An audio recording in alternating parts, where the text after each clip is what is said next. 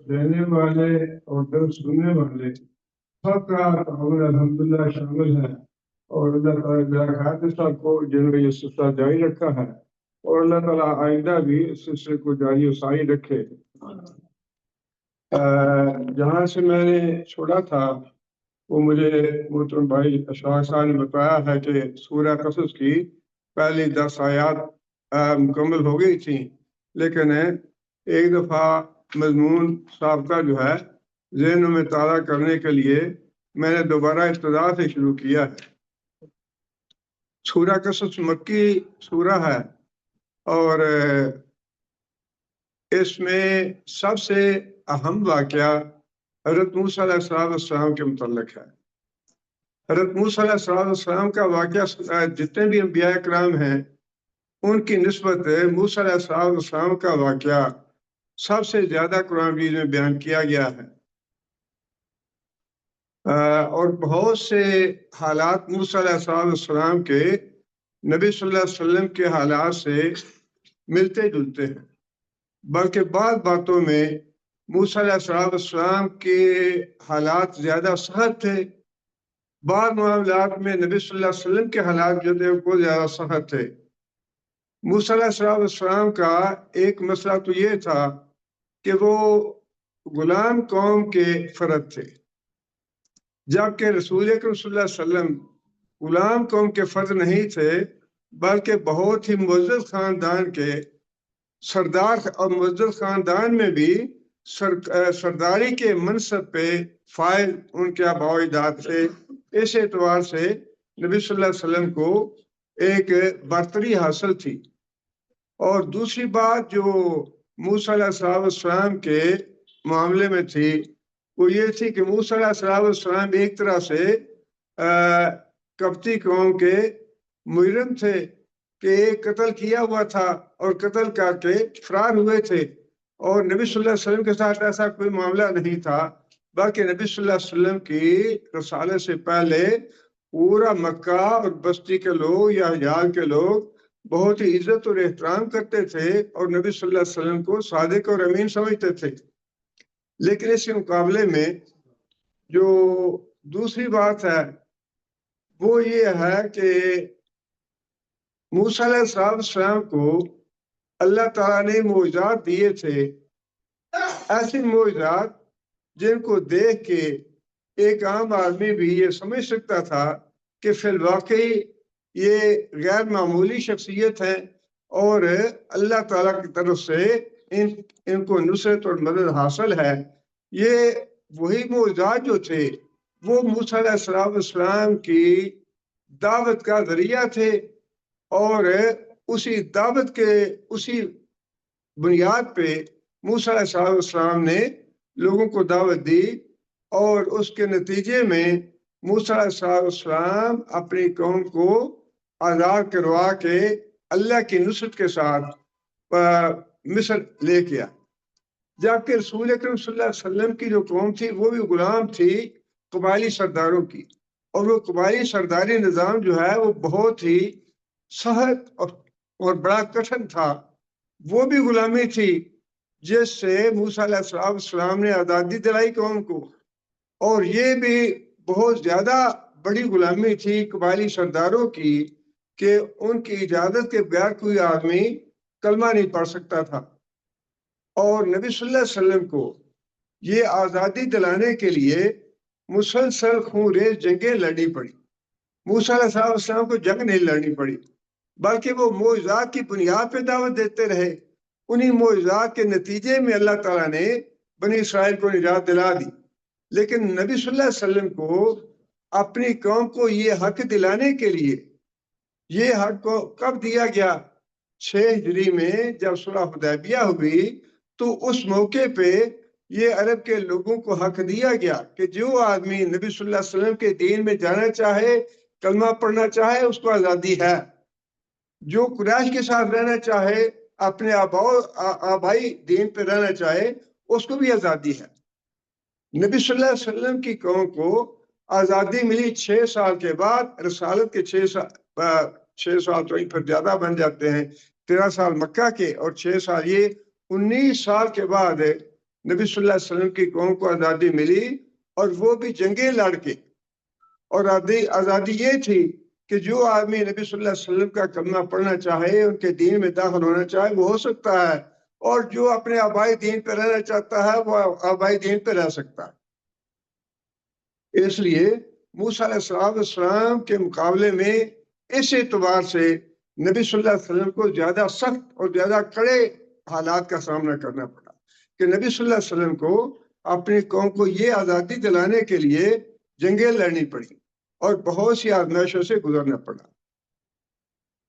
مشابہت کے باوجود نبی صلی اللہ علیہ وسلم کے حالات جو تھے، ویسے نبی صلی اللہ علیہ وسلم نے خود یہ بات ارشاد فرمائی کہ جتنا مجھے خوفزدہ کیا گیا دین کی دعوت کے معاملے میں، اتنا کسی اور نبی کو نہیں کیا گیا۔ آزمائشیں سب سے زیادہ نبی صلی اللہ علیہ وسلم، اس لیے کہ جنگیں پورے نبی صلی اللہ علیہ وسلم نے ہی لڑی ہیں، کافروں کے خلاف یا مشرکوں کے خلاف۔ اب موسیٰ علیہ السلام کا جو واقعہ ہے نا، وہ بیان کر کے اللہ تعالیٰ نے جو مکہ، سورہ مکی ہے یہ، مکہ کے حالات جو تھے اس میں مسلمان جو تھے ظاہر ہے بہت زیادہ مظلومیت کی زندگی بسر کر رہے تھے، بڑا ظلم و ستم ہو رہا تھا ان پہ، اور بڑی کٹھن حالات سے سابقہ تھا۔ تو اللہ تعالیٰ نے موسیٰ علیہ السلام کا واقعہ بیان کر کے اس بات کی تسلی دلائی مسلمانوں کو کہ کٹھن حالات سے مایوس نہیں ہونا، باقی جس طرح موسیٰ علیہ السلام کو ابتدا میں ہی جب رسالت دی گئی، اور بلکہ جب پیدا ہوئے تو پیدا ہوتے ہی جن حالات سے سابقہ پڑا وہ ایسے تھے کہ موسیٰ علیہ السلام کا زندہ رہنا دریا سے نکل کے، اور پھر فرعون کے گھر پرورش پانا، پھر وہاں سے نکلنا، یہ ساری اللہ تعالیٰ کی منصوبہ بندی تھی۔ کافروں کی تدبیریں اور ہوتی ہیں، اللہ کی تدبیر اور ہوتی ہے۔ کافروں نے جو چالیں چلی موسیٰ علیہ السلام کے خلاف یا چلنا چاہتے تھے وہ ناکام ہو گئی۔ انہوں نے بچوں کو ذبح اس لیے کرنا شروع کیا تھا کہ جو بچہ پیدا ہونے والا ہے، جو ہماری حکومت کے لیے خطرہ بنے گا یا ہماری حکومت کو ختم کرے گا، وہ بچہ پیدا نہ ہونے پائے۔ لیکن اس کے مقابلے میں اللہ کی تدبیر یہ تھی کہ اللہ تعالیٰ نے اسی گھر میں اس کو لا کے اس کی پرورش کروائی، اور اس گھر میں رہنے کے بعد اللہ تعالیٰ نے اسی بچے کے ذریعے پھر جس بات کا خطرہ تھا انہیں کہ ہماری حکومت چلی جائے گی یا ہماری حکومت کو ختم کر دے گا وہ بچہ، اس بچے نے واقعتاً وہ حکومت ختم کر دی۔ اس اعتبار سے مسلمانوں کو یہ تسلی دلائی گئی کہ اللہ تعالیٰ کی تدبیر اپنی ہے، کفار کی تدبیریں اپنی ہیں، اور غالب اللہ کی تدبیر۔ کافروں کی منصوبہ بندی یا کافروں کی سازشیں کامیاب وہ نہیں ہوتی، بظاہر حالات سے سامنا کرنا پڑتا ہے، لیکن بالآخر انجام کار اللہ تعالیٰ کی تدبیر اور اللہ کا امر جو ہے وہ غالب ہوتا ہے۔ اللہ فرماتے ہیں کہ تا سین میم، ظاہر ہے یہ حروف مقطعات ہیں جن کا مفہوم اللہ تعالیٰ بہتر جانتے ہیں۔ تلک آیات الکتاب المبین، یہ آیتیں ہیں کتاب مبین کی، مطلب یہ کہ اس کتاب کی جس میں باتیں بڑی کھلی کھلی اور واضح بیان کی گئی ہیں۔ نتلو علیک من نبأ موسیٰ و فرعون بالحق، ہم آپ کے سامنے بیان کرتے ہیں بہت بڑی خبر موسیٰ کی اور فرعون کی، بالحق، ٹھیک ٹھیک، صحیح صحیح، لقوم یؤمنون، ان لوگوں کے لیے جو بات کو ماننے والے ہیں، بات پہ غور و فکر کرنے والے ہیں۔ یہاں پہ دعوت دینے کا جو اسلوب ہے نا، اس کی ایک بڑی اچھی بات اللہ تعالیٰ نے بتا دی کہ جو ضدی لوگ ہیں، جو ہر درم لوگ ہیں، جن کے دلوں میں تعصب ہے، ان کو آپ جتنی مرضی باتیں بتاتے رہیں، وہ آپ کی بات سننے کو تیار نہیں ہوں گے۔ بات کو سنے گا وہی آدمی جس کے دل میں تعصب نہیں ہے۔ اس لیے دعوت کا اسلوب بھی یہی ہونا چاہیے کہ انسان اپنا وقت ضائع نہ کرے، لڑائی جھگڑا نہ کرے، مناظروں میں پڑھنے کی ضرورت نہیں ہے۔ دعوت دینے کی اسلوب یہی ہے کہ جو لوگ تعصب سے پاک ہیں اور بات پہ غور و فکر کرنا چاہتے ہیں، بات سننا چاہتے ہیں، ان کے سامنے اپنی دعوت دی جائے، ان کے سامنے اپنی بات رکھی جائے۔ فرمایا کہ جو بات کو جاننا چاہتے ہیں، سننا چاہتے ہیں، اس پہ یقین کرنا چاہتے ہیں، ان کے لیے ہیں یہ باتیں۔ جو بات سننا نہیں چاہتے یا جو ایمان نہیں رکھتے، ان کے لیے باتیں نہیں ہیں، ان کو فائدہ نہیں ہے۔ وہ سنیں گے لیکن ان کا اس کو فائدہ کچھ نہیں ہوگا۔ فرمایا کہ ان فرعون علا فی الارض، فرعون نے بے شک سرکش بننے کی کوشش کی، اونچا ہونے کی کوشش کی۔ اس نے اونچا ہونے کا مطلب یہ ہے کہ اپنے آپ کو خدائی کا دعویٰ کیا اس نے، اسی کو اللہ تعالیٰ نے یہ بات ارشاد فرمائی۔ اعلیٰ ذات جو ہے، اونچی ذات اللہ تعالیٰ کی ہے، لیکن اس نے بھی اپنے آپ کو اعلیٰ بنانے کی کوشش کی یا اعلیٰ بنوانے کی کوشش کی۔ اور یہ جو تکبر ہے یہ اللہ تعالیٰ کو بالکل پسند نہیں ہے، اور بڑی سخت حدیثیں ہیں اس بارے میں۔ فرمایا کہ میری چادر ہے، یہ اللہ فرماتے ہیں میری چادر ہے، جو آدمی بڑا بننے کی کوشش کرے گا، تکبر کرے گا، میں اس کو منہ کے بال جہنم میں گرا دوں گا۔ یہ میری چادر ہے جو مجھ سے چھیننا چاہے گا۔ اور یہ بیماری جو ہے، یہ تو تکبر جو ہے، یہ صرف حکومت کا نہیں ہے۔ حدیثوں میں آپ نے پڑھا ہے ایک آدمی نے اپنے کپڑوں پہ تکبر کیا، اس کو زمین میں دھسا دیا۔ ایک آدمی نے اپنی خوبصورتی پہ، اپنے حسن پہ، اپنے بالوں پہ تکبر کیا، اس کو زمین میں دھسا دیا۔ یہ ضروری نہیں ہے کہ انسان کوئی بڑے عہدے پہ یا بڑے منصب پہ یا بڑی حکومت پہ ہو، تکبر وہی کرتا ہے۔ تکبر کی بیماری جو ہے نا، اللہ تعالیٰ معاف کرے، یہ بڑی ہی عام ہے۔ اور اس کے بارے میں صحابہ کرام بھی بڑے محتاط تھے۔ صحابہ کرام میں خاص طور پہ حضرت عبداللہ بن عمر کے بارے میں بہت ہی متقی، بہت ہی اللہ سے ڈرنے والے تھے، اور نبی صلی اللہ علیہ وسلم نے انہیں صالح بندہ کہا ہے۔ حضرت عبداللہ بن عمر خود کہتے ہیں کہ میں نکاح سے پہلے اپنا زیادہ وقت مسجد میں گزارتا تھا۔ ایک روز مجھے خیال آیا تو میں نے اللہ تعالیٰ سے دعا کی، یا اللہ اگر میرے اندر کوئی بلائی ہے تو مجھے بھی کوئی اچھا سا خواب دکھا دے، جیسے دوسرے لوگ دیکھتے ہیں۔ نبی صلی اللہ علیہ وسلم کا معمول فرق تھا کہ فجر کی نماز کے بعد لوگوں سے پوچھتے کہ کسی کو کوئی خواب آیا ہے، بعض اوقات اپنا خواب سناتے۔ تو حضرت عبداللہ بن عمر کو اس بات کا رشک آیا، یا انہوں نے تمنا کی اگر مجھے کوئی اچھا خواب آئے تو میں بھی نبی صلی اللہ علیہ وسلم سے پوچھوں تعبیر کیا ہے اس کی۔ تو حضرت عبداللہ بن عمر کہتے ہیں کہ اسی رات مجھے خواب آیا، اور میں نے دیکھا کہ دو فرشتے ہیں، ان کے ہاتھوں میں گرز ہیں۔ انہوں نے آ کے مجھے جگایا اور مجھے کہا کہ چلو ہمارے ساتھ۔ حضرت عبداللہ بن عمر کہتے ہیں کہ میں تو بہت خوفزدہ ہو گیا کہ گرد ان کے ہاتھوں میں ہیں اور مجھے کس طرف لے جا رہے ہیں۔ حضرت عبداللہ بن عمر کہتے ہیں کہ مجھے وہ جہنم دکھانے کے لیے لے گئے، لیکن اسی دوران میں نے دیکھا کہ ایک اور فرشتہ آگے سے آ رہا ہے، اس کے ہاتھ میں بھی گرز ہے، اور وہ مجھے کہتا ہے کہ عبداللہ تم گھبراؤ نہ، بس نماز پڑھا کرو، گھبراؤ نہ، نماز پڑھا کرو۔ عبداللہ بن عمر کہتے ہیں پھر وہ مجھے لے گیا، کنویں کی شکل تھی جہنم کی، اور اس میں بعض لوگوں کو میں نے دیکھا الٹے لٹکائے ہوئے تھے، اور بعض قریشی لوگوں کو میں نے پہچان بھی لیا، کفار کو میں نے پہچان بھی لیا۔ اس کے بعد انہوں نے مجھے چھوڑ دیا، لیکن اس نے مجھے نصیحت یہ کی کہ نماز زیادہ پڑھا۔ حضرت عبداللہ بن عمر کہتے ہیں کہ میں نے وہ خواب اپنی بہن سے بیان کیا، ام المومنین حضرت حفصہ سے، تو حضرت حفصہ رضی اللہ عنہ نے نبی صلی اللہ علیہ وسلم سے وہ خواب بیان کیا، تو نبی صلی اللہ علیہ وسلم نے یہ فرمایا کہ عبداللہ جو ہے نیک آدمی ہے، صالح آدمی ہے۔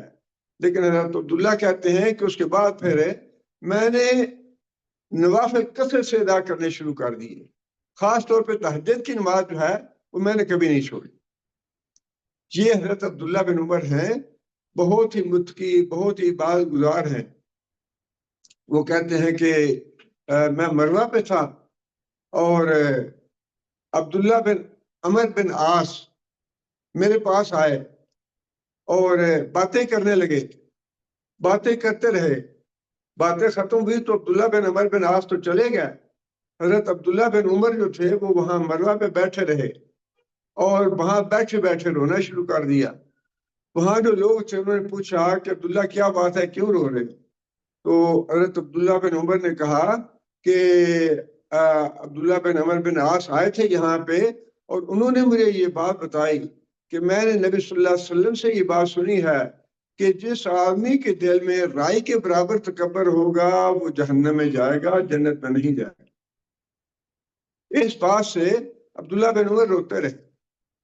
اب آپ اندازہ لگائیے کہ صحابہ کرام جو تھے ان کے دل کتنے صاف تھے، کتنا تقویٰ تھا، کتنی نیکی تھی ان کے دلوں میں، کوئی تکبر کا شعبہ نہیں تھا، لیکن پھر بھی اس بات کا ڈر تھا، خوف تھا کہ کسی بات کا تکبر نہ آ جائے۔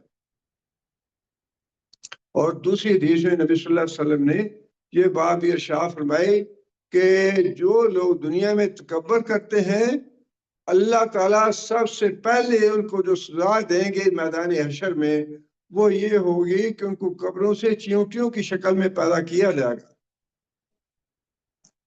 یہ جو انسان کی دوبارہ بعثت ہے نا، دوبارہ مرنے کے بعد زندہ ہونا، اسی وقت سے انسان کے اعمال کا معاملہ، سزا جزا کا معاملہ شروع ہو جائے گا۔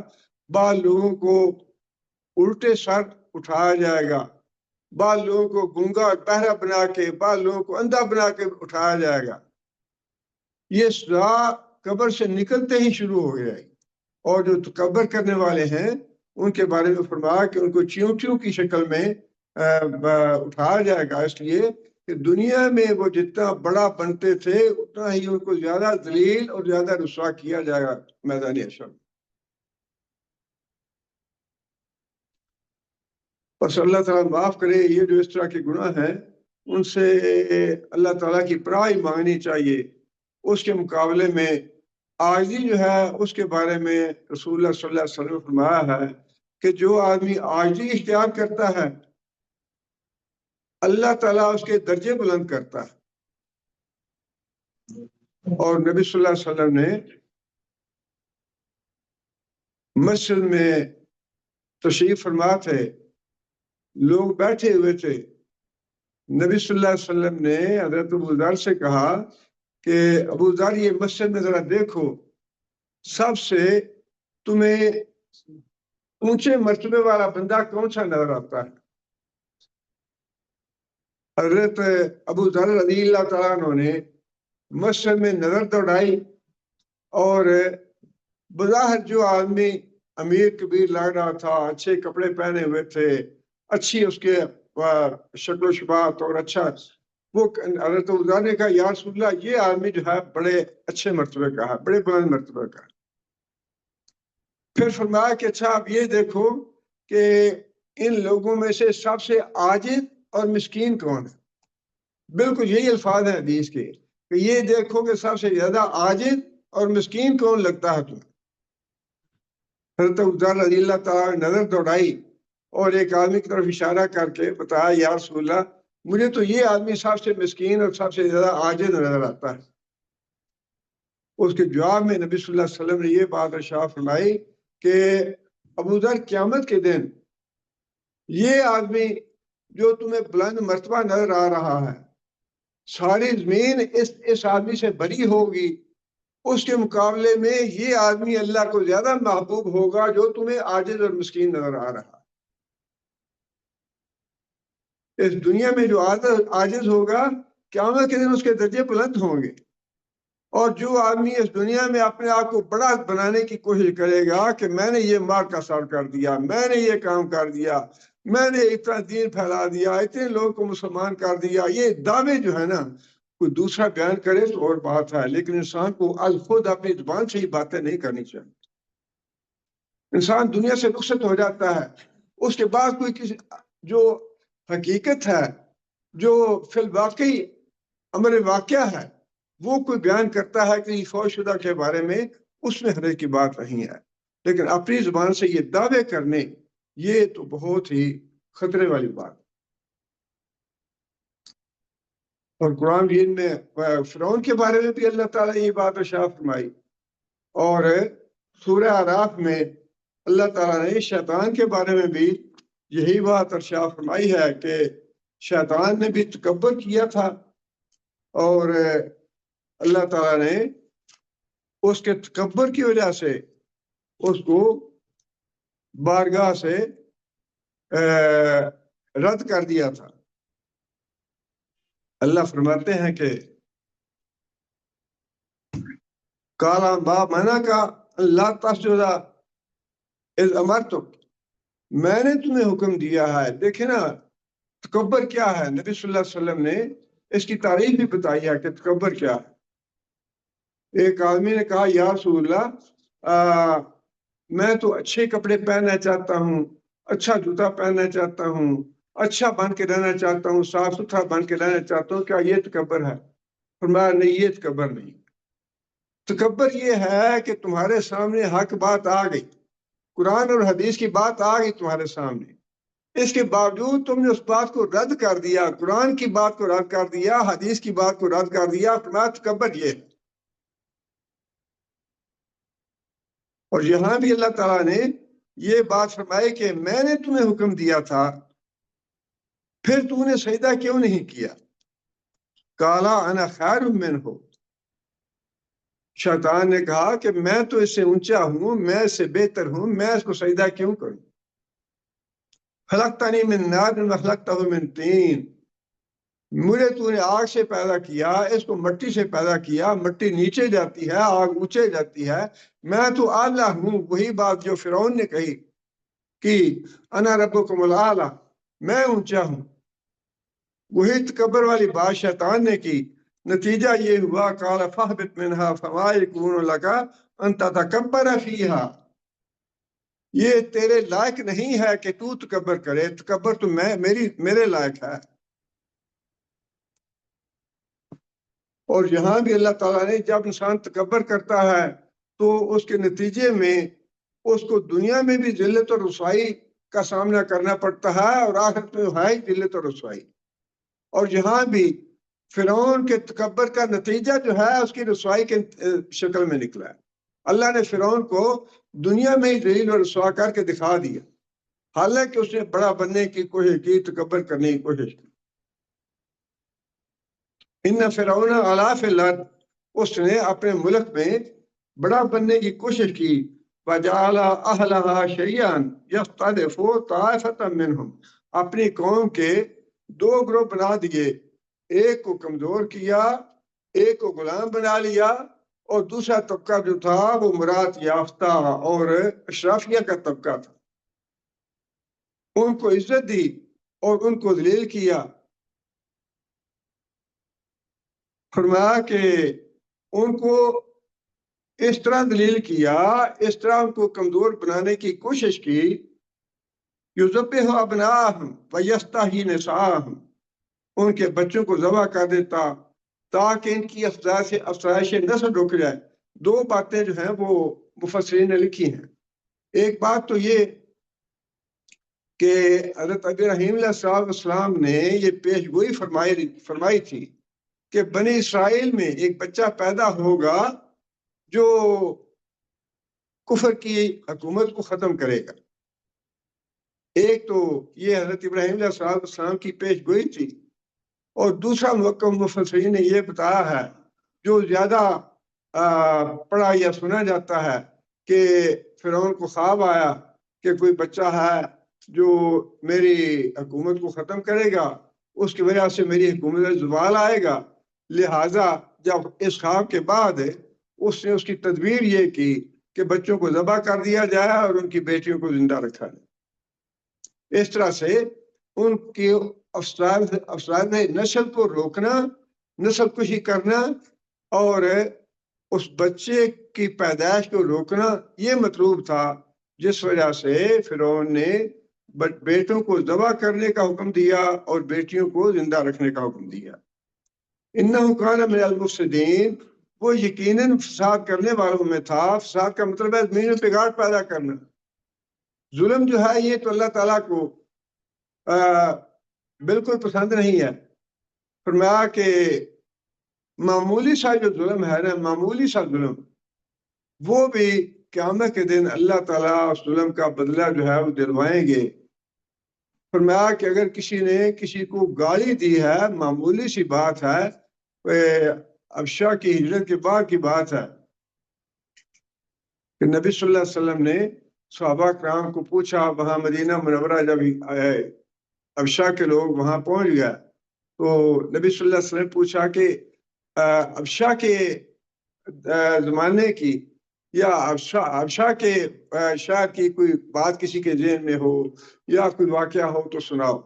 تو ایک آدمی نے سنا واقعہ، کہنے لگا یا رسول اللہ، میں نے دیکھا کہ ایک بوڑھی عورت ہے اور وہ جا رہی تھی، اس کو کسی آدمی نے دھکا دیا، وہ بیچاری گر گئی، تو حال دعائی کرتی رہی، کسی نے اس کی مدد نہیں کی۔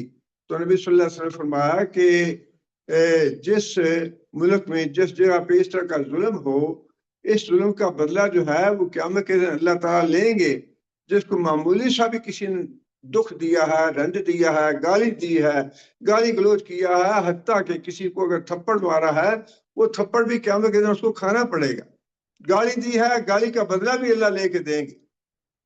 اور اللہ فرمائیں گے کہ جب تک کوئی جنتی یا جہنمی جو ہے اپنے عدلہ بدلہ نہیں کر لیتے، جہنم میں اس وقت تک کوئی جہنمی نہیں جائے گا جب تک وہ اپنے ظلم کا بدلہ نہیں دے لے۔ اسی طرح کوئی جنتی جنت میں نہیں جائے گا اگر اس نے کسی پہ ظلم کیا ہے، میدان حشر میں وہ بدلہ دے گا اپنے ظلم کا، پھر اس کے بعد جنت میں جائے گا۔ اس لیے فرمایا کہ بگاڑ پیدا کیا اس نے یہ ظلم کر کے، وَنُرِيدُ أَن نَّمُنَّ عَلَى الَّذِينَ اسْتُضْعِفُوا فِي الْأَرْضِ، ہم نے یہ فیصلہ کیا، ہم نے یہ چاہا کہ ہم احسان کریں، ہم مدد کریں۔ اب ظلم جو ہے ایک حد تک تو اللہ تعالیٰ دیکھتے ہیں، لیکن جب ظلم حد سے بڑھ جاتا ہے تو پھر اللہ تعالیٰ کوئی نہ کوئی، بالکل یہی معاملہ جو ہے مکہ کے مسلمانوں کا تھا، ظلم ہوتا رہا مسلمانوں پہ۔ پھر اللہ تعالیٰ کی طرف سے جب ہجرت کا اجازت ملی، صحابہ کرام نے ہجرت کی، پھر اس کے بعد خود نبی صلی اللہ علیہ وسلم نے ہجرت کی۔ یہ وہ وقت تھا جب اللہ تعالیٰ نے فیصلہ کیا کہ جن پہ ظلم ہو رہا ہے اب ان کو اس ظلم سے نجات دلانی ہے۔ بالکل ایسا ہی معاملہ موسیٰ علیہ السلام کی قوم کے ساتھ تھا کہ جب ظلم حد سے بڑھ گیا فرعون کا، اللہ فرماتے ہیں کہ پھر ہم نے یہ فیصلہ کر لیا، اب ہم نے اس قوم کو نجات دلانی ہے فرعون کے ظلم سے۔ وَنَجْعَلَهُمْ أَئِمَّةً وَنَجْعَلَهُمُ الْوَارِثِينَ، اور ہم نے یہ فیصلہ کر لیا کہ ہم بنی اسرائیل کو دین کا پیشوا بنائیں گے۔ دو دفعہ یہ بات آئی، ایک تو آئمہ کی اور ایک وارث کی۔ وارث سے مراد ہے دنیا کا اقتدار اور دنیا کی حکومت، اور آئمہ سے مراد ہے دینی پیشوا۔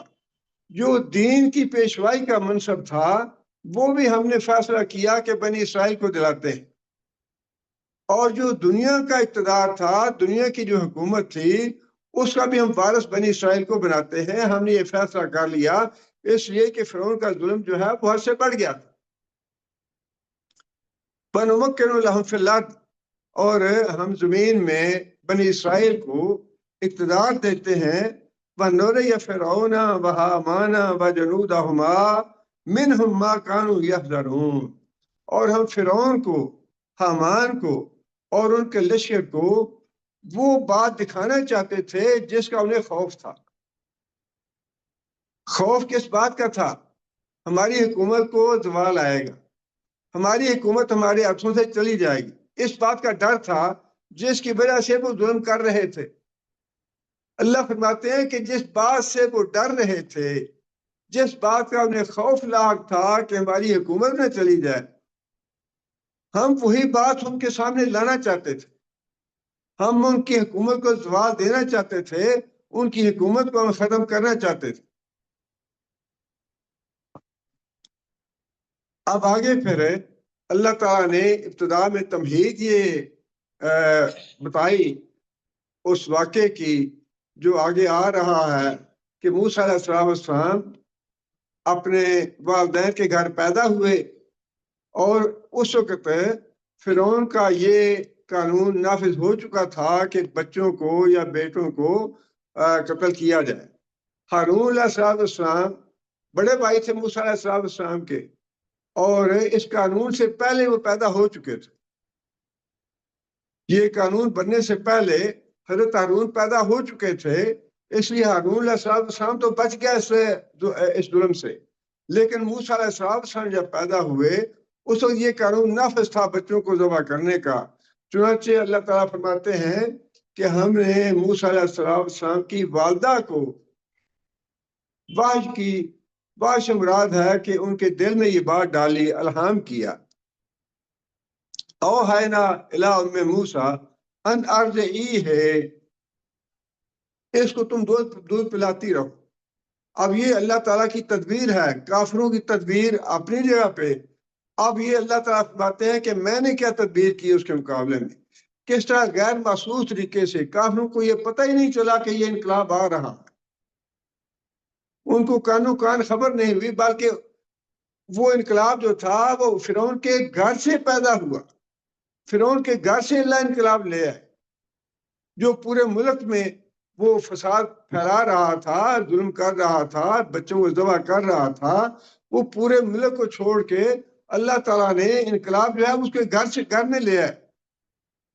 فرمایا کہ ہم نے موسیٰ علیہ السلام کی والدہ کو یہ الہام کیا کہ اس کو دودھ پلاتی رہو۔ فَإِذَا خِفْتِ عَلَيْهِ، اور جب تم خوف محسوس کرو کہ مخبری ہو گئی ہے یا اب معاملہ جو ہے خطرے سے خالی نہیں ہے، جب خطرہ محسوس کرو کہ بچے کو پکڑ لیں گے آ کے، اس کو ذبح کر دیں گے، تو پھر کیا کرنا؟ فرمایا کہ فالکی ہے فی الجم میں، اس کو تابوت میں بند کر کے یا ٹوکرے میں یا جیسے بھی اس کو محفوظ کر کے دریا میں ڈال دینا۔ ماں کے لیے بات ہے بڑا مشکل کام یہ، دیکھیں اللہ کی تدبیر جو ہے، بعض اوقات معاملہ یوسف علیہ السلام کا دیکھیں، اللہ تعالیٰ کی تدبیر یہ تھی کہ یوسف علیہ السلام کو مصر کا بادشاہ بنانا ہے، لیکن اس سے پہلے جب انہیں کنویں میں ڈالا گیا تو باپ کو کتنا دکھ پہنچا، کتنا رنج ہوا، بیٹا جدا ہو گیا، اور یہ بھی پتہ نہیں بچوں نے کیا قصہ کہانی بنا دیا کہ بھیڑیا کھا گیا ہے، غائب ہو گیا، پتہ نہیں کدھر گیا ہے۔ اللہ کے باپ کو دل میں یہ احساس تھا کہ بیٹا جو ہے وہ زندہ ہوگا، لیکن انہوں نے کوئی سازش کی ہے اس کے خلاف۔ اب یہی بات ہے، وہاں یعقوب علیہ السلام کو جس طرح صدمہ پہنچا اور وہ بیچارے روتے رہے، یہاں ماں کا معاملہ تھا، ماں کا معاملہ تو باپ سے کہیں آگے ہوتا۔ وہ ایک واقعہ نبی صحابہ کرام نے بتایا احادیث میں کہ ہم ایک سفر پہ تھے نبی صلی اللہ علیہ وسلم کے ساتھ، اور راستے میں ایک جگہ پہ ہم نے پڑاؤ کیا تو صحابہ کرام باہر نکلے تو کسی جھاڑی میں پرندے تھے بچے کے، چڑیا کے بچے تھے، تو وہ اٹھا کے لے آئے۔ جب وہ اٹھا کے لا رہے تھے، ان کی ماں جو تھی وہ سر کے اوپر پھڑپھڑانے لگی، وہ بھی آ گئی۔ نبی صلی اللہ علیہ وسلم نے جب دیکھا تو نبی صلی اللہ علیہ وسلم فرمایا کہ اس کی ماں کو کس نے تکلیف دی ہے؟ جہاں سے یہ تم نے پرندے اٹھائے ہیں وہاں جا کے رکھ کے آؤ، اس کی ماں کو تکلیف دی ہے تم نے، ماں کو تکلیف ہوئی ہے۔ ماں کا جو معاملہ ہے وہ باپ سے بہت ہی مختلف ہوتا ہے، لیکن اس کے باوجود اللہ تعالیٰ کا حکم تھا کہ اس کو تم تابوت میں بند کر کے دریا میں بہا دو۔ وَلَا تَخَافِي وَلَا تَحْزَنِي، آگے پھر یہ بھی فرما دیا کہ خوف کرنے کی ضرورت نہیں ہے۔ خوف کس بات کا؟ دو باتیں ارشاد فرمائی، خوف بھی نہ کرو، غم بھی نہ کرو۔ خوف اس بات کا کہ بچہ ڈوب نہ جائے، دریا میں ہے اور کوئی اس کی رکھوالی کرنے والا نہیں ہے، تو تابوت جو ہے کہیں کسی وجہ سے بھی ڈوب گیا تو بچہ چلا جائے گا، بچہ فوت ہو جائے گا۔ فرمایا کہ خوف نہ کرنا اس بات کا ولا تحزنی، اور غم بھی نہ کرنا۔ غم تھا جدائی کا کہ بچہ جو ہے میری گود خالی ہو گئی، بچہ میرے ہاتھ سے جا رہا ہے، تو فرمایا کہ اس بات کا غم بھی نہ کرنا کہ بچہ تمہاری گود سے جا رہا ہے، اور اس بات کا ڈر بھی نہ کرنا کہ بچہ کہیں ضائع ہو جائے گا۔ اِنَّا رَادُوهُ إِلَيْكَ، اور چوتھی یا پانچویں چیز یہ فرمائی ماں کی تسلی کے لیے کہ فکر نہ کرو، خوف نہ کرو، ہم یہ بچہ تمہیں واپس تمہارے پاس لے آئیں گے، پلٹائیں گے تمہارے پاس۔ اب یہ ساری اللہ کی تدبیر ہے جو اللہ تعالیٰ نے موسیٰ علیہ السلام کی ماں کو ہدایات دے کے پوری کی۔ فرمایا کہ ہم اس کو تیرے پاس واپس لے آئیں گے، وَجَعَلُوهُ مِنَ الْمُرْسَلِينَ، اور اس کے بعد اب یہ اللہ کی رحمت ہے، اللہ تعالیٰ کا فضل ہے، اللہ کا احسان ہے، يُدْخِلُ مَن يَشَاءُ فِي رَحْمَتِهِ، اللہ جسے چاہتا ہے اپنی رحمت میں داخل کرتا ہے۔ اللہ تعالیٰ کی رحمت طلب کرتے رہنا چاہیے، مسلسل اللہ کی رحمت طلب کرتے رہنا چاہیے۔ جتنے بھی ہمارے مسائل ہیں، پریشانیاں ہیں، دکھ ہیں، درد ہیں، علاج ان کا ایک ہی ہے۔ اب دیکھیں نا کہ حضرت زکریا علیہ السلام نے دعا کی اللہ تعالیٰ سے بڑھاپے کی عمر میں، یا اللہ خود بھی بوڑھا ہو گیا ہوں اور بیوی بانجھ ہے، لیکن یا اللہ مجھے یارثنی و یارث من آل یعقوب واجعلہ رب رضیہ، یا اللہ بڑا ہی اچھا اور بڑا ہی پیارا اور اپنا پسندیدہ، اور یا اللہ ایسا بچہ دے جو ہمارے آباء و اجداد کے دین کا وارث بنے۔ آپ دیکھیں ایک تو اللہ تعالیٰ نے بچہ دیا، یہ اللہ کی رحمت، اور دوسرا یہ دیکھیں کہ بچہ جب پیدا ہوا، پیدا ہوتے ہی یا خذ الکتاب بقوہ، پیدا ہوتے ہی نبوت کا جو ہے مجدہ یا خوشخبری سنا دی۔ اب دیکھیں نا عموماً ہوتا تو یہ ہے کہ انسان کوئی نیک عمل کرتا ہے، کچھ دوڑ دھوپ کرتا ہے، کاوش کرتا ہے، محنت کرتا ہے، اس کا پھل ملتا ہے اسے، اس کا نتیجہ ملتا ہے اسے۔ لیکن یہاں تو یہ سراسر اللہ کی رحمت ہے، بچہ پیدا ہوتے ہی نبی ہے۔ یہی معاملہ یہاں بھی ہے کہ موسیٰ علیہ السلام جو ہیں وہ ایسے کٹھن حالات سے گزر رہے ہیں کہ ماں جو ہے وہ تڑپ رہی ہے، ایک طرح سے خوف ہے اس کو بچے کا بھی، پھر جدائی کا غم الگ ہے۔ اللہ تعالیٰ ساتھ خوشخبری دے رہے ہیں کہ نہیں فکر نہ کرو، ہم اس بچے کو تمہارے پاس واپس لائیں گے، اور صرف واپس ہی نہیں لائیں گے بلکہ اس کو رسالت دیں گے۔ یہ ہے اللہ تعالیٰ کی رحمت۔ رسالت کی جو خوشخبری تھی وہ بھی ساتھ دے دی اللہ تعالیٰ نے کہ ہم اس کو تمہارے پاس واپس بھی لائیں گے اور اس کو رسالت بھی دیں گے۔ اب آگے اللہ فرماتے ہیں فَالْتَقَطَهُ آلُ فِرْعَوْنَ، وہ تابوت جب فرعون کے محلہ سے گزرا یا جو بھی وہاں دریا کے کنارے پہ جن لوگوں نے دیکھا انہوں نے وہ تابوت پکڑ لیا، پانی سے باہر نکالا۔ آگے اللہ فرماتے ہیں لِيَكُونَ لَهُمْ عَدُوًّا وَحَزَنًا، وہ پکڑا کیوں؟ اس لیے کہ بالآخر انجام کار وہ بچہ ان کے لیے ان کا دشمن بنے اور ان کے لیے غم کا باعث بنے۔ یہ تدبیر اللہ کی ہے۔ اللہ تعالیٰ یہ ہمیں بتا رہے ہیں، ان کو تو نہیں بتا، آل فرعون کو تو نہیں بتا کہ یہ تمہارا دشمن ہے جس کو پکڑ رہے ہو۔ یہ تو اللہ یہ فرما رہے ہیں، ہمیں یہ نصیحت ہو رہی ہے، ہمیں یہ سبق دیا جا رہا ہے کہ اللہ تعالیٰ کی جو تدبیر ہے اس پہ توکل کرو، اپنے اسباب پہ توکل نہ کرو کہ ہم یہ کر دیں گے، ہم یہ اسباب پیدا کر لیں، ہم ایسے کریں، ہمارا کچھ بھی نہیں ہے، بلکہ جو اللہ تعالیٰ کی تدبیر ہے اپنے معاملات اللہ پہ چھوڑ دو، اللہ پہ توکل کرو۔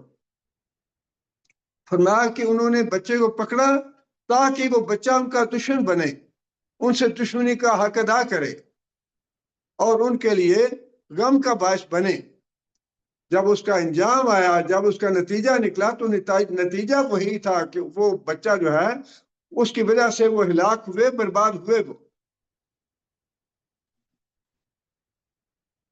ان فرعون و حامان و جنودہما کانوا خاطئین. فرمایا کہ جو فرعون اور حامان اور ان کے لشکر جو تھے وہ خطا کار تھے. خطا کاری ایک تو یہ بھی ہے جو قتل کیے انہوں نے، جو ظلم کر رہے تھے، اور دوسرا اس کا مفہوم ہے وہ بھی بڑا اچھا مفسرین نے بیان کیا ہے کہ اپنی تدبیر میں خطا کار تھے.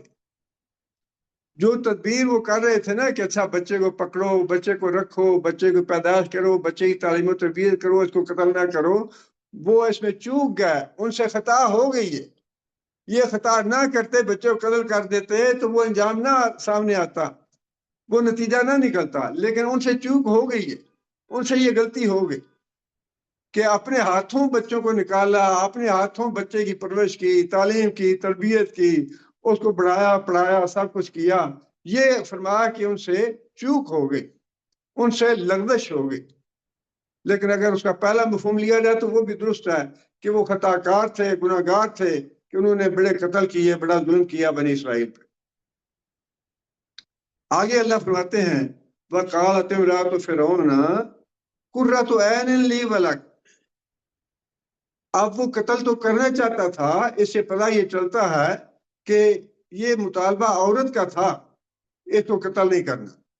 فرعون قتل کرنا چاہتا تھا لیکن فرعون کی بیوی حضرت آسیہ نے روک دیا قتل کرنے سے. بیوی نے کہا کہ قرۃ عین لی ولک، یہ بچہ جو ہے بڑا خوبصورت ہے.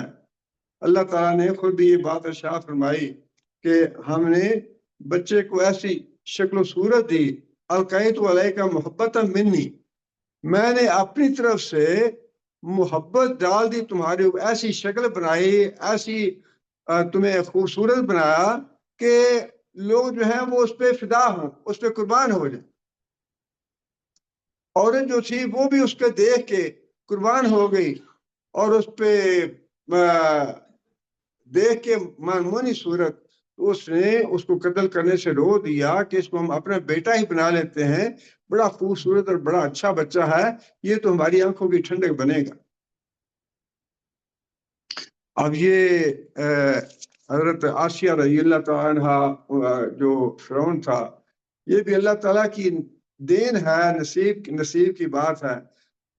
نبی صلی اللہ علیہ وسلم کے زمانے میں بھی ایسا ہی ہوا اور اس سے پہلے بھی فرعون کے معاملے میں. آپ فرعون دیکھیں، حامان دیکھیں، قارون دیکھیں، وہ کتنے سخت دشمن تھے موسیٰ علیہ السلام کے، اور کس طرح ذبح کرتے رہے بچوں کو موسیٰ علیہ السلام سے بچنے کے لیے. لیکن وہی جو عورت تھی بیوی، اس کے نصیب میں اللہ نے ایمان لکھا تھا. موسیٰ علیہ السلام کے معجزے دیکھ کے قرآن جی سے یہی پتہ چلتا ہے کہ کوئی آدمی ایمان نہیں لا. بالکل وہی معاملہ حضرت ابراہیم علیہ السلام والا، آگ میں ڈالے گیا ابراہیم علیہ السلام. اتنا بڑا معجزہ لوگوں نے دیکھا کہ آگ میں ڈالنے کے باوجود ابراہیم علیہ السلام صحیح سالم ہیں، بہت بڑا معجزہ تھا. لیکن ایمان لانے کا معاملہ جو ہے وہ تو اللہ کے ہاتھ میں ہے، ہدایت اللہ کے ہاتھ میں. صرف ایک آدمی لوط علیہ السلام جو بتیجے تھے ابراہیم علیہ السلام کے، پوری بستی سے صرف خود اللہ نے قرآن میں فرمایا کہ صرف ایک گھرانہ تھا جو ایمان لایا، لوط علیہ السلام، اور بیوی ان کی بھی ایمان نہیں لا.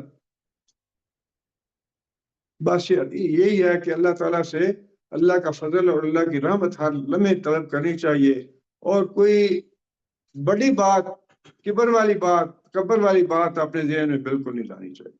انسان کو عاجزی اختیار کرنی چاہیے، ہر وقت انسان کو عاجزی اختیار کرنی چاہیے.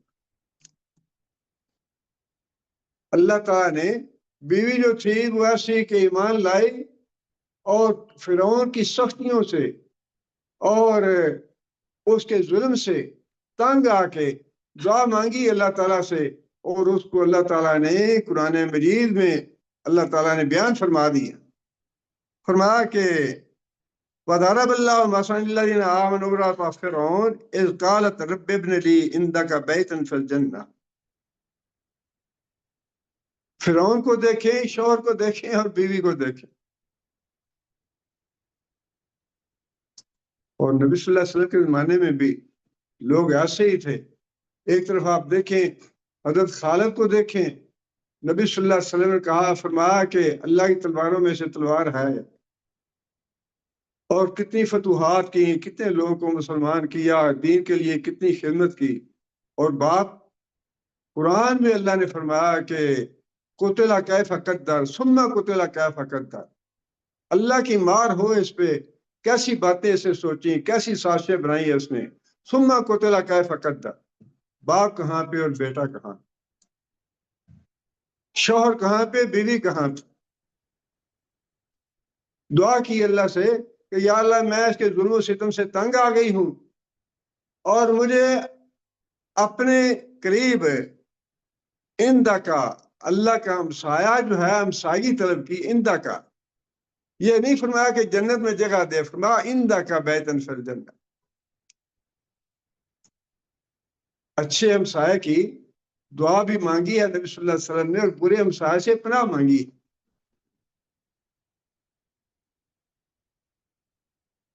فرمایا کہ یا اللہ اپنے قریب اپنے ہمسائیگی میں جنت میں میرا گھر بنا دے. وَنَجِّنِي مِن فِرْعَوْنَ وَعَمَلِهِ, فرعون کے ظلم و ستم سے مجھے نجات دلا, اور جو کچھ یہ کام کر رہا ہے, جو اسلام کے خلاف,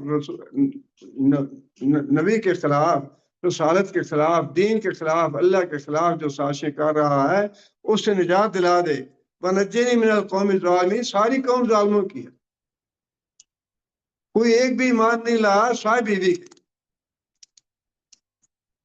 اب وہی بیوی جو تھی وہ جب یہی موسیٰ علیہ السلام بڑے ہوتے ہیں, رسالت کا اعلان کرتے ہیں, دعوت دیتے ہیں, تو یہی عورت جو ہے اس کی تو ٹھنڈک بنا دی اللہ نے.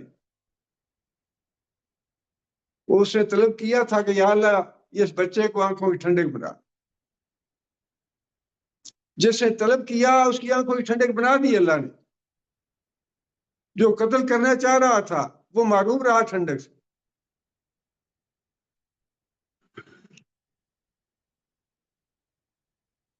قرۃ عین لیل بالک لا تقتلوہ, اس کو قتل نہ کرو, ہماری آنکھوں کی ٹھنڈک بنے گا.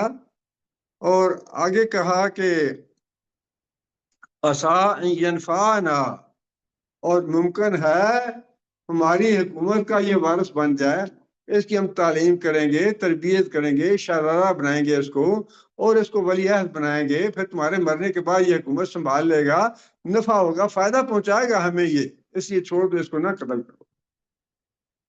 دیکھیں کتنی اللہ کی تدبیر جو ہے وہ کیسی ہے. یہ تو اس عورت کو بھی پتہ نہیں تھا اس وقت کہ یہ رسول بنے گا, میں اس پہ ایمان لاؤں گی, میری آنکھیں ٹھنڈی ہوں گی, اور مجھے اس سے نفع ملے گا. یہ تو اس وقت آسیہ علیہ السلام کو پتہ نہیں تھا اس وقت. لیکن جو باتیں اس وقت کہیں اس عورت نے, اللہ تعالیٰ نے اس کی ساری باتیں پوری کر دی, اس کے لیے پوری کر دی.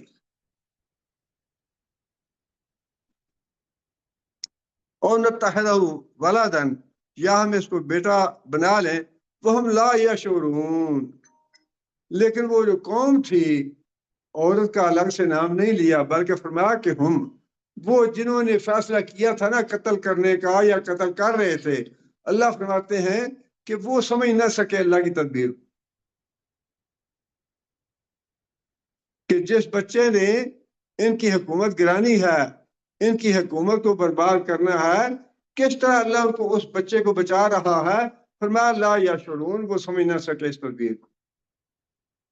اللہ تعالیٰ کی تدبیر جو ہے ایسے غیر محسوس طریقے سے ہوتی ہے کہ لوگوں کو پتہ نہیں چلتا کہ یہ کیسے ہو گیا. اب دیکھیں نبی صلی اللہ علیہ وسلم نکلے تو کفار کے ظلم سے تنگ آ کے اللہ کی اجازت کے ساتھ نکلے, مظلوم تھے مسلمان. اس وقت تو کسی کو یہ اندازہ نہیں تھا, روکا صحیح انہوں نے. جب مکہ خالی ہونا شروع ہوا تو کوشش کی انہوں نے لوگوں کو ہجرت کرنے سے روکنے کی, لیکن ظاہر ہے کہ حکم تھا ہجرت کا, اور رسول اللہ صلی اللہ علیہ وسلم نے بھی ہجرت کی. ایسی غیر محسوس طریقے سے انقلاب آیا کہ کافروں کو اس کی کانوں کان خبر نہیں ہوئی. کافروں کو اس کے نتیجے کا پتہ نہیں چلا. نتیجے کا پتہ تب چلا جب جنگیں شروع ہوئی اور اس کے بعد صلح حدیبیہ ہوئی اور اسلام کے غلبے کا راستہ جو ہے وہ اللہ نے کھول دیا. اور یہاں بھی اللہ یہ فرما رہے ہیں کہ انہوں نے جو تدبیر کی وہ تو سمجھ رہے تھے کہ ہم کامیاب ہیں اپنی تدبیر میں، لیکن جو ہماری تدبیر تھی فرمایا لا یشعرون، وہ سمجھ نہیں سکے. آگے اللہ فرماتے ہیں اصبح فؤاد ام موسیٰ فارغا. اب جو موسیٰ علیہ السلام کی ماں تھی، اب وہی بات ہے کہ ماں کا جذبہ اور ماں کے جو خیالات ہیں وہ تو ایسے ہوتے ہیں کہ ان پہ کنٹرول، جذبات پہ انسان کا کنٹرول نہیں ہوتا، خاص طور پہ ماں کے جذبات کا. ساری تسلی دینے کے باوجود اللہ فرماتے ہیں کہ ماں کا دل جو ہے وہ تو جسم سے نکلا جا رہا تھا. فارغن کا مطلب یہ ہے خالی ہو جانا، فارغ ہو جانا. اور اس کا مفسرین نے مفہوم یہ لکھا ہے کہ موسیٰ علیہ السلام کی ماں کے دل سے ہر چیز خالی ہو گئی، سوائے اپنے بچے کی یاد کے. بس اپنا بچہ جو تھا نا اس کی یاد تھی دل میں، باقی ہر شے بھول گئی، باقی ہر چیز سے دل خالی ہو گیا. اور اسی سے مفسرین نے پھر مفہوم لیا ہے کہ موسیٰ کی ماں کا دل گھبرانے لگا، یا موسیٰ کی والدہ جو ہے وہ پریشان ہو گئیں. واسبہ فؤاد ام موسیٰ، موسیٰ کی ماں کا دل جو ہے وہ اڑنے لگا. ان کادت لتبدی بہی، اگر ہم اس کا دل مضبوط نہ کرتے. اب پھر بات وہی آ جاتی ہے کہ دین پہ استقامت کی جو توفیق ہے اللہ دیتا ہے. کتنے مواقع ایسے آتے ہیں کہ بندہ ڈول جاتا ہے، انسان کا ایمان ڈول جاتا ہے، اولاد نہیں ہے انسان کا ایمان کتنا ڈول جاتا ہے. اچھا فلاں ٹیری پہ جاؤ، فلاں قبر پہ جاؤ، فلاں جگہ جاؤ، فلاں بڑے علاج کر لیے، یہ بھی کر لیا، وہ بھی کیا، ایمان ختم ہو گیا، ڈول گیا ایمان. لیکن اس آدمی کا ایمان مضبوط رہتا ہے جس کا دل اللہ مضبوط کر دے. یہی بات اللہ فرما رہے ہیں کہ ہم نے اس کا دل مضبوط کر دیا، ورنہ وہ تو بات کرنے والی تھی، وہ تو راز فاش کر دیتی کہ میرا بچہ گیا، میرے بچے کو دیکھو کدھر گیا میرا بچہ. فرمایا کہ ماں تو اپنا راز فاش کرنے والی تھی، ہم نے دل کڑا کر دیا، اس کا دل مضبوط کر دیا. اس کا ایمان میں استقامت اور مضبوطی کی دعا مسلسل کرتے رہنا چاہیے. اور نبی صلی اللہ علیہ وسلم نے یہی بات ارشاد فرمائی ہے کہ اپنے ایمان کی تجدید کرتے رہا کرو. ایمان بندے کا کمزور بھی ہوتا ہے، کبھی بھی ہوتا ہے. جب انسان اللہ کے رسول کی اطاعت کرتا ہے تو ایمان قوی ہو جاتا ہے، اور جب انسان اللہ کے رسول کی نافرمانی کرتا ہے ایمان کمزور ہو جاتا ہے. اور یہ جو کبھی ہونا اور کمزور ہونا، یہی چیز ہے کہ کبھی تب ہوتا ہے جب اللہ دل کو مضبوط کر دیتے ہیں کہ نہیں بس ڈٹے رہو اپنے ایمان پہ، اپنے موقف پہ قائم رہو. جو اللہ کے رسول کی بات ہے بس وہی سچ ہے. فرمایا کہ ہم نے اس کی ماں کا دل جو تھا اس کو مضبوط کر دیا، اگر مضبوط نہ کرتے تو وہ رات کو فاش کر دیتے.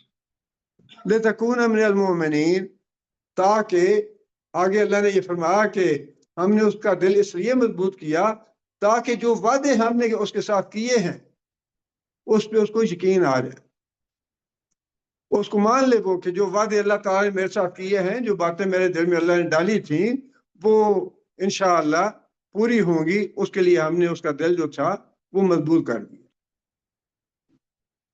یہ جتنے بھی واقعات ہیں نا انبیاء کے، ان واقعات میں جو اصل مطلوب بات ہے وہ یہ ہے کہ ان واقعات سے جو سبق حاصل ہوتے ہیں ان کو ہم اپنی زندگی میں نافذ کریں، ان سے ہم سبق حاصل کریں اور ان پہ ہم عمل کریں.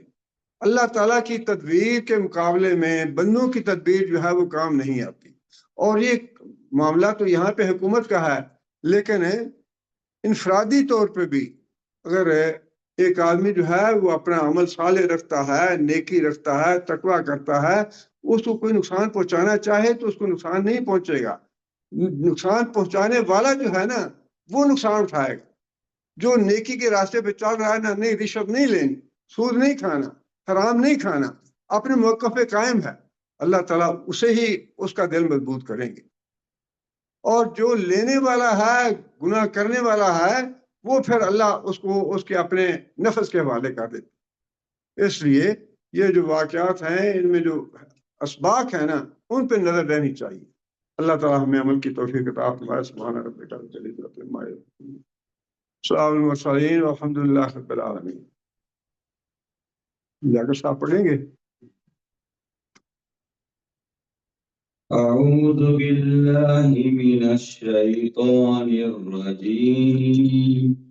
بسم الله الرحمن الرحيم. طاسين.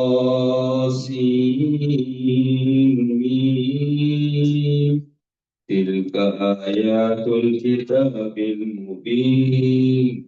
نتلو عليك من نبأ موسى وفرعون بالحق لقوم يؤمنون. إن فرعون علا في الأرض وجعل أهلها شيعا يستضعف طائفة منهم يذبح أبناءهم ويستحيي نساءهم إنه كان من المفسدين. ونريد أن نمن على الذين استضعفوا في الأرض ونجعلهم أئمة ونجعلهم الوارثين ونمكن لهم في الأرض ونري فرعون وهامان وجنودهما منهم ما كانوا يحذرون. وأوحينا إلى أم موسى أن أرضعه فإذا خفت عليه فألقيه في اليم ولا تخافي ولا تحزني إنا رادوه إليك وجاعلوه من المرسلين. فالتقطه آل فرعون ليكون لهم عدوا وحزنا إن فرعون وهامان وجنودهما كانوا خاطئين. وقالت امرأة فرعون قرة عين لي ولك لا تقتلوا عسى أن ينفعنا أو نتخذه ولدا وهم لا يشعرون.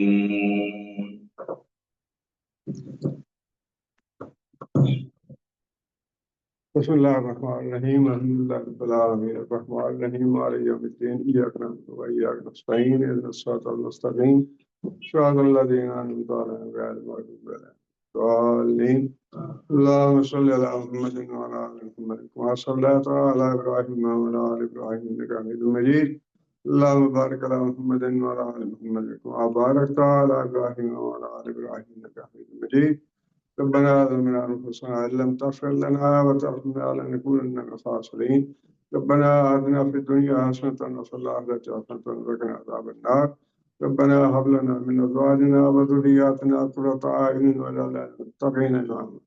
ربنا اصرف عنا عذاب جهنم إن عذابها كان غراما إنها ساءت مستقرا مقاما. اللهم أعز الإسلام والمسلمين، اللهم أعز الإسلام والمسلمين، اللهم أذل الشرك والمشركين، اللهم دمر أعداء الدين، اللهم نبر قلوبنا بنور الإيمان، اللهم ثبتنا على اللسان، اللهم اغفر لجميع المؤمنين والمؤمنات الأحياء منهم والأموات. ربنا تقبل منا إنك أنت السميع العليم وتب علينا إنك أنت التواب الرحيم. سبحان ربك رب العزة عما يصفون وسلام على المرسلين والحمد لله.